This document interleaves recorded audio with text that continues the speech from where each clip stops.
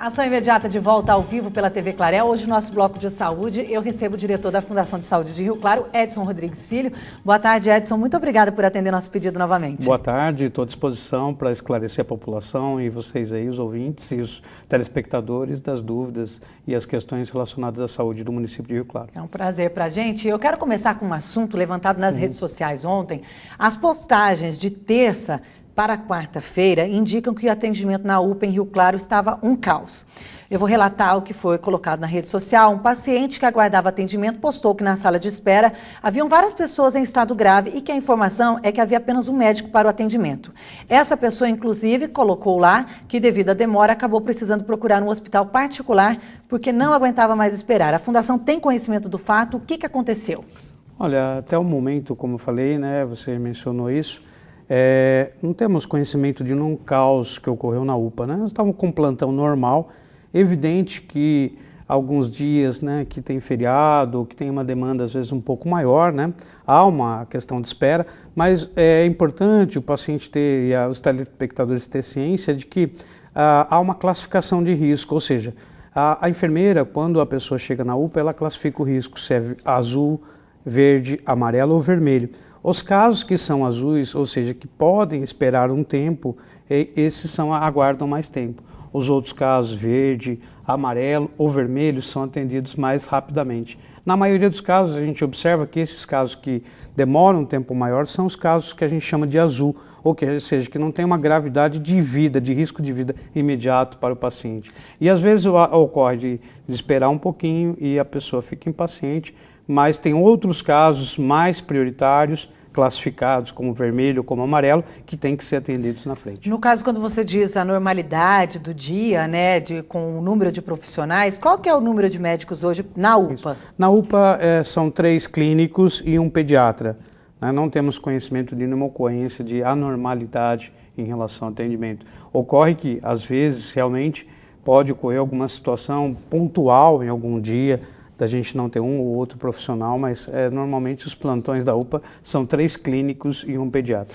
Olha, Edson, aqui no nosso programa recebemos sempre reclamações do setor. As pessoas relatam o descaso no atendimento, o pouco caso de alguns profissionais.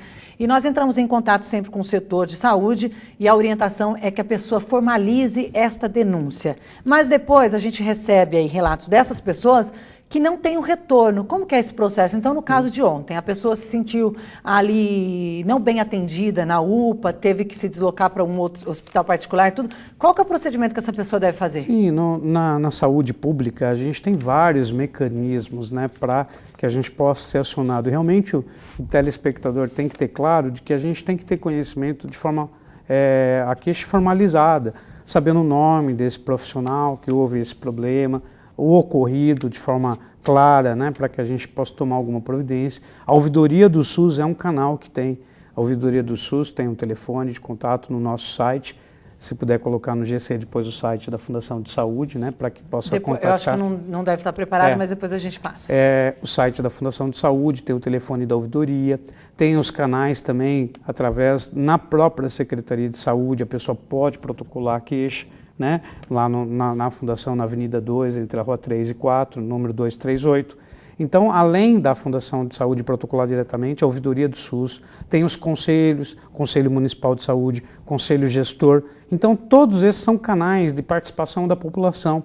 Conselho de Saúde ocorre reuniões todo mês, né, uma vez por mês ocorrem as reuniões do Conselho de Saúde. Tem os conselhos gestores nas unidades locais. Então, tudo isso são canais que a população pode explicitar e formalizar a queixa para que a gente possa ter conhecimento. A rede social é um instrumento importante, mas não formaliza nenhuma queixa. E a gente também não responde queixa de rede social. Mas a partir dessa formalização, junto à fundação, falando aqui local, sim, qual que é o procedimento de vocês? Aí é processado essa queixa e o interessado tem uma resposta sim. Nós mostramos aqui há poucos dias o caso, não sei se você vai lembrar agora, de uma denúncia que foi feita contra um profissional que receitou ácido para o olho de uma criança. Essa denúncia foi feita na Fundação, foi feita no CRM. Você tem um parecer de como que está essa questão Sim. por vocês? No âmbito da Fundação, ele é um profissional da Secretaria de Estado, ele não é profissional vinculado à Secretaria de Saúde de Rio Claro, apesar de prestar serviço lá na Fundação de Saúde.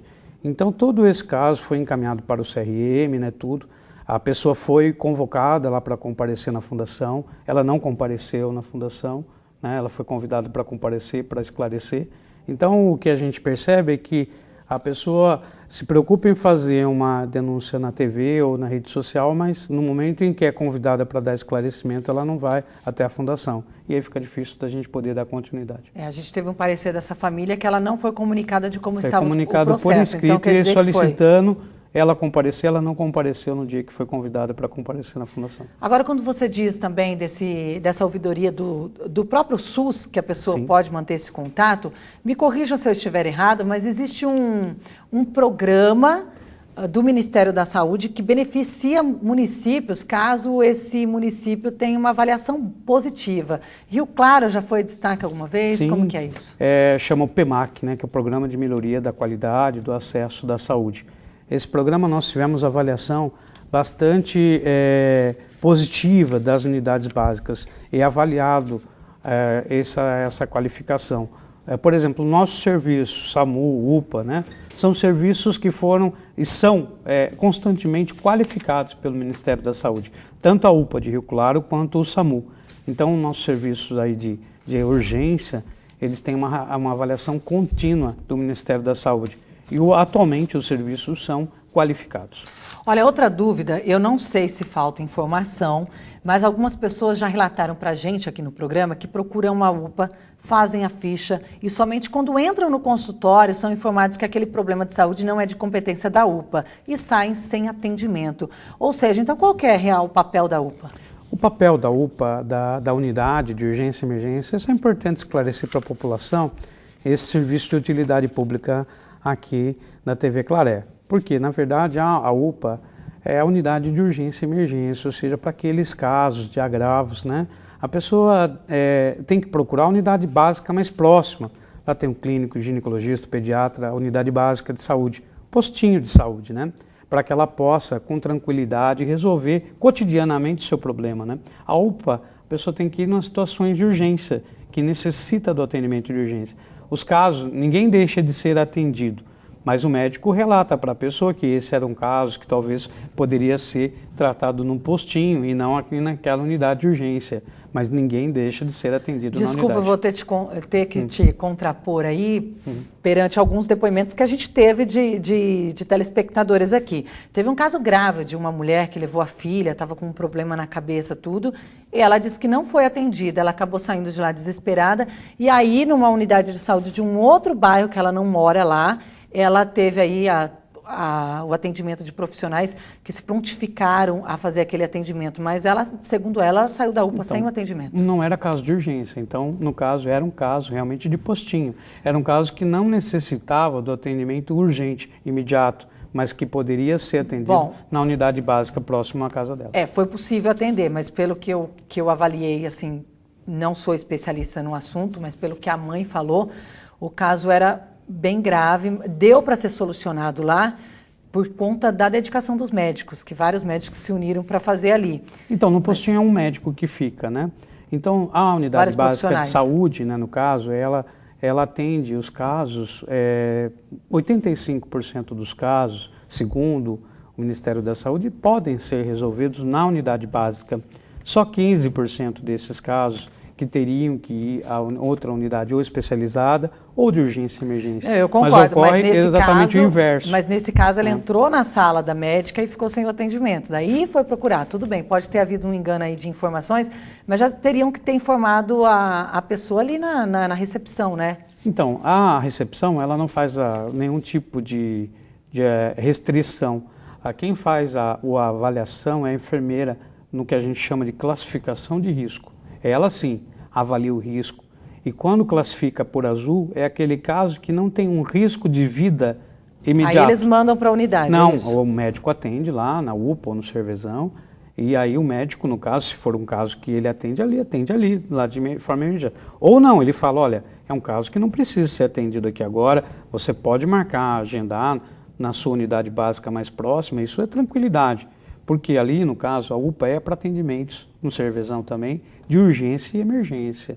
E às vezes as pessoas não têm essa compreensão. Lógico que a gente tem que ter claro de que às vezes a gente também, é claro que são diversos profissionais que atendem e talvez a orientação que deu para aquela pessoa não tenha sido adequada, isso pode ter ocorrido.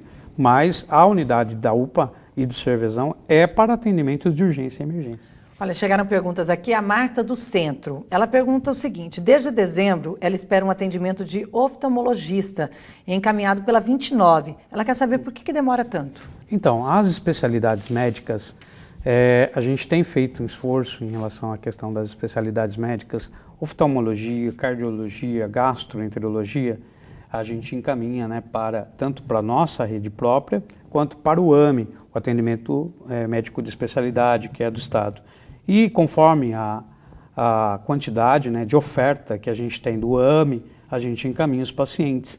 Então, realmente, nessas especialidades, há uma grande demanda e uma pequena quantidade de oferta nessas especialidades médicas. O que realmente, eu concordo que os casos urgentes são atendidos. Os casos que são eletivos, ou seja, aqueles que da rotina, realmente tem um tempo realmente de espera. Olha, o Dorival, também da Cidade Nova, ele pergunta por que a saúde não respeita a Lei de Defesa do Consumidor? Porque lá está escrito que o atendimento público também consta. Também consta lá nessa Lei do Direito do Consumidor. Então, como é que é o nome dele? É o Dorival, do bairro Cidade Nova. Então, Dorival, obrigado aí pela sua pergunta aqui para a TV Clareia, obrigado pela audiência aí do programa, né? Mas é importante ter claro que a gente precisa saber em que aspecto que a gente não está atendendo, porque nós seguimos todas as normas em relação ao Ministério da Saúde, em relação às leis federais, né? Então nós estamos tranquilos em relação a isso. É lógico que a relação de consumo do Código de Consumidor tem algumas questões específicas da rede privada e outras em relação ao setor público. Mas a gente está à disposição para esclarecê-lo no que é que a gente não está respeitando, mas a gente está à disposição para a gente receber através de um comunicado por e-mail ou por escrito, para que a gente possa esclarecê-lo da melhor forma possível. Edson, a Fundação de Saúde, ela é investigada pelo Tribunal de Contas por conta dos pregões para a contratação de empresas para a terceirização dos plantões médicos. Como que está esta questão? Porque diversos pontos foram questionados, como, por exemplo, a ausência de documentos que comprovassem a realização de pesquisa prévia. Como que está todo esse processo? Então, esse processo está em andamento ainda junto ao Tribunal de Contas. O que a gente tem que ter claro é que o pregão é uma forma pública para que a gente contrate as empresas para suprir exatamente esse questionamento que você colocou aqui no início do programa. Mas esta seria a melhor saída? Então, não tem outra. Os concursos não podem ser feitos? Estamos sendo feitos, só que quando você não consegue a quantidade de concursos, os números de profissionais suficiente, qual é a alternativa? A população ficar sem o atendimento? Então nós procuramos uma solução para complementar a mão de obra existente. Então a forma que a gente encontrou na legislação é contratar o serviço, contratar os plantões médicos, assim como a gente compra alguns serviços que a gente complementa na nossa rede própria. É evidente que os governos aí anteriores tinham como mentalidade a privatização total mesmo do serviço. Nós estamos como perspectiva fazer os concursos, ampliar a nossa rede com recursos próprios e com um pessoal contratado próprio, mas há necessidade da complementação através da compra de serviço. E foi isso que nós fizemos, através do pregão. Então, a forma tudo do pregão, em relação à questão técnica, não há nenhuma discussão em relação à probidade ou malversação nenhuma, apenas apontamentos técnicos, né? Falhas técnicas, ou como a gente fala no jargão popular, pelo em ovo, né? Que são colocados. Bom, mas então se é pelo em ovo, está tudo certo, andamento, vocês vão conseguir provar todas essas questões. Agora, falando um pouquinho então, é importante dizer dessa nova contratação aí de agentes nas unidades, como que vão trabalhar, né? Qual que vai ser a ação dessas pessoas contratadas, já que antes eram contratadas temporariamente? Então, essa é mais uma das medidas, né, que nós fizemos para melhorar o atendimento da população lá na base, na atenção básica. Porque antes, né, nos governos anteriores ao governo do Otmari, era a contratação realmente temporária, ou seja, você treinava o agente de um tempo e depois acabava o contrato dele e ia embora. Isso realmente é uma situação muito ruim. Investimento, né, nesses profissionais todos, criava o vínculo com a comunidade e depois acabava o contrato dele. Então, depois de muito, lógico, debate, estudo nosso da Fundação, a gente conseguiu aprovar na Câmara Municipal, no final do ano passado, uma lei, e fizemos o concurso no início desse ano, e agora, recentemente agora, já estamos convocando a primeira leva, né, de agentes comunitários e agentes de combate a endemias. Importante que eles vão virar funcionários públicos efetivos. E aí também a população, evidente, tem que estar atenta, né, a esse funcionário público, ao seu compromisso com a qualidade, a excelência no atendimento da população. Mas o funcionário concursado, ele tem a estabilidade e aí não fica aquela questão, você treina, cria vínculo com a comunidade e depois acaba o contrato dele. Então, a partir de agora, né, os agentes comunitários e os agentes de combate a endemias vão ter vão estar por tempo indeterminado, vão ser servidores efetivos. E aí isso vai ajudar muito a população e o atendimento da saúde pública. Ok, hoje eu conversei então com o diretor da Fundação de Saúde de Rio Claro, Edson Rodrigues Filho. Edson, muito obrigada pela sua participação. Tinham vários assuntos aqui para ser tratados, mas o tempo é curto. Eu agradeço a sua disponibilidade. Eu agradeço o convite e me coloco à disposição para esclarecer não só essas questões, mas outras aí em relação ao atendimento da saúde. E deixando claro que a gente está à disposição lá na Secretaria de Saúde, diretamente lá, a Secretaria funciona direto e a gente está à disposição aqui da TV Clareia e dos telespectadores. Obrigada. Obrigado. Olha, continue na programação. Você assiste agora o Direto da Redação com mais notícias com Poliana Ribeiro. O Ação Imediata volta amanhã. Eu espero você. Uma boa tarde.